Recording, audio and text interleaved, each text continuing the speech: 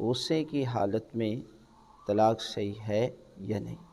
تو یہ ہے کہ جو طلاق کی شرائط ہے نا، ان شرائط میں سے ایک شرط یہ ہے کہ انسان جب طلاق دے رہا ہو تو وہ غصے میں طلاق نہ دے، اس لیے کہ غصے میں حالت میں دی ہوئی طلاق کی کوئی اہمیت نہیں ہے۔ اس لیے کہ طلاق کے لیے ضروری ہے کہ جب آپ طلاق دے رہے ہوں تو صیغہ عربی میں پڑھنا ضروری ہے، اور اس کے بعد 2 عادل گواہوں کی موجودگی میں صیغہ پڑھا جائے۔ یعنی آپ جب غصے میں حالت میں ہوتے ہیں، اور اکثر لوگ تو غصے کی حالت میں ہی طلاق دیتے ہیں، جب اسے ہوش آتا ہے تو کہتے ہیں یہ تو مجھ سے غلطی ہو گئی، حالانکہ غصے کی حالت میں طلاق واقعی نہیں ہوتی۔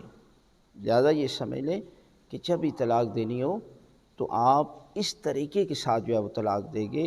ایک یہ ہے کہ صیغہ عربی میں پڑھا جائے، دوسرا یہ ہے کہ 2 عادل گواہوں کی موجودگی میں پڑھا جائے، اور طلاق کی شرائط پڑھیں، جو شرائط جو ہے وہ فقہ کی کتابوں میں موجود ہیں، اور آپ خود طلاق نہ دیں۔